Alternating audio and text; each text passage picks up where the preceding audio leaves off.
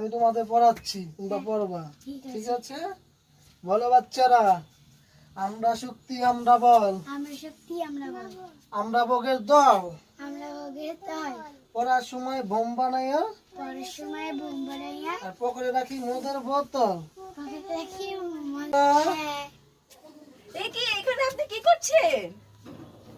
আমি হ্যাঁ, আমি এটা তো একজন কোচিং সেন্টার, আপনি এখানে কি করছেন? আমি একজন শিক্ষক, আমি বাচ্চাদের পড়াচ্ছি।